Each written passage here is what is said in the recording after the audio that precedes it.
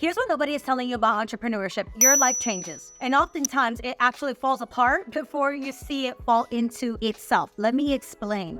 When we see people who are entrepreneurs, we're obviously seeing the highlight reel. We're seeing the recognition. We're seeing them as authors. We're seeing them at the peak of the mountain. But oftentimes we're now seeing how many times they failed, and we're now seeing how much their life has changed. And yes, you're seeing how it's changed for the positive. But do you know that when you go after your dreams and you start on the path of entrepreneurship or connecting to your purpose or connecting to what I like to call the Dharma, oftentimes your spouse changes, your friends change, where you live changes. Oftentimes, all of those things also take a hit. And I want to just share something with you from the bottom of my heart. This doesn't mean that you're doing anything wrong. I talk to tons of entrepreneurs, and they oftentimes get to a place where they're killing it in one area of their life, and they're like, but wait, why is this other part suffering? And actually, I was just watching this other YouTube video where somebody said that all successful people have to sacrifice one part of their life, and that they actually haven't met any successful person that has been able to balance that. And I want to challenge this. I want all of us to understand that it doesn't have to change for the worse. You don't have to sacrifice and give anything up in order for you to pursue your dreams, but you do have to be willing to be reborn again. You do have to be willing to let go of things. You do have to be willing to go through that growth process, which, by the way, is just a rebirth and death portal. How can you get to all of your desires with the same person that you are now? In many ways, yes, you have to die. You can't bring those old beliefs with you to your new life, because your new life requires you to be a new person, quite literally a new human being. Otherwise, you wouldn't have been there already. You wouldn't be trying so hard to figure out how to get to your goal. If your old self would have gotten you there, you would have been there by now. But you already know that something needs to change, so don't get surprised. And this is what we don't see in entrepreneurship. We only see when they're standing on top of the mountain, but have you seen somebody when they're at the bottom of the valley and they have to go through these changes? They have to ask themselves, do I even want to be with the same person anymore? Do I even want to live in the same house anymore? What kind of people do I want to be around? You see, so oftentimes people in the outside world will mirror back to you the type of relationships you've had. So if you've had these relationships where they're very surface level and you're going deep within yourself, your current relationships are going to change. If you're in a relationship where you used to staying the same and now you're on this growth train, you better have a partner who is ready to get on that growth train with you. Otherwise, your growth is going to trigger them. You see, this is how our atmosphere changes. Why? Because you change. Everything's happening from the inside out. So as you change, your environment starts to change. The people starts to change. Don't get surprised. I once lived in a tiny home, and yeah, I was living in New York, so the apartments are pretty small, but it was an intentional living. It was a tiny space right on the water, and that started to change. I started to feel like all of the things that made me happy being in that space, all of a sudden I outgrew. Why? Because I started to change. My outlook started to change. And then I actually went from a tiny home into a big home, a 2-floor home with a garage and a backyard. Why? Because I started to realize that as I started to attract wealth, all of a sudden my life didn't match. Isn't that weird? Like, my home didn't match with me.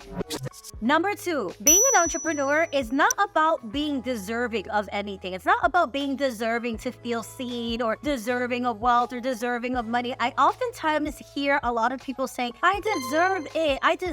I've been working really hard. The universe is not attuning to what the hell you deserve. It's attuning to what you are and who you are and your knowing of that. Allow that to sink, okay? The universe doesn't care how deserving or not deserving you are. It's understanding how you see yourself. And we oftentimes don't hear that story with entrepreneurship. It's actually the opposite. It's like, be worthy, be confident, just know that you deserve it. And it's like, that doesn't actually get you there. I started to realize that I had the biggest breakthrough when I started to realize who I really was. When I started to understand that the deserving part was coming from lack. It was coming from a need to be seen. When you start to alchemize that and you start to understand that entrepreneurship is about passion. It's not about anything else. It's about understanding that you found something that you're completely and utterly obsessed with. And it has nothing to do with you deserving it. Money, abundance, prosperity is not attuning to how hard you're working. It's attuning to whether or not you see yourself as someone who's a vibrational match for the things that you want. I always give this example of just understanding that you have a minimum on how you want to live your life. And for me, there's a prerequisite. There are certain things that I want to experience in my life. And when you stop begging the universe to bring it to you, and you start to understand that there's actually nothing outside of you that's bringing it to you. Ooh, there you go. There's no money outside for you to get. There's no love for you outside of your own love for you to get. It's understanding that there's a mirror right in front of you, and that reflection is you. And when you start to understand that you're looking at the mirror and the reflection is you, you'll attract and obtain all of your heart's desires. And it won't come from deserving. It will come from knowing.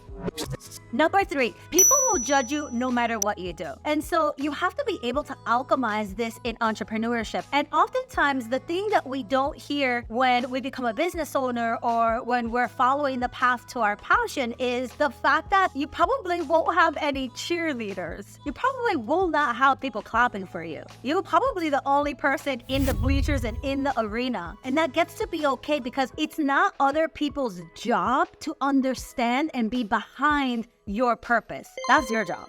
Your job is to believe in yourself. Your job is not to get the validation from other people outside of you. So expect people to judge you, because you know what? As they judge you in the beginning, they're not understanding, by the way, because most people are waking up every day, they're living their life, they're going to their routine, and they're doing the same thing. They live in a predictability type of atmosphere. Now, you throw a wrench in it and you tell people you want to follow your purpose, you want to become a guitar player, you want to be a musician, you want to start a business, you have an idea. All of a sudden, you're throwing yourself into the unknown. And one of the things that I wish people would have told me sooner was to make love to the unknown, to actually become best friends with unknown and fear, because all of those things are the things that actually stop you. You could be the most creative person in the world. You can have a heart of gold and you can have all of the passion you want, and that's still not going to create a thriving business. The difference between those that actually make it, whatever the hell that means, because you have to define success for yourself, are the people who are not afraid to be judged. Because let's just think about it. Who's actually really judging again? They're not judging. Those people that you think are watching you and making fun of you, it's you judging you. And by the way, just want to disclaimer this. Anybody who actually does that is not supporting you. Anybody who's doing this type of work, who's putting themselves in the unknown, they're only going to clap for you. Somebody that would judge you and put you down is somebody who really is not a friend, not supportive, and that honestly you shouldn't want to be around anyways. But it's important for me to say this. You can't expect people to get it. Whether it's your family, whether it's your lover, whether it's your next door neighbor, it doesn't matter. You have to get to a place where what you think about you is more important than what they think about you.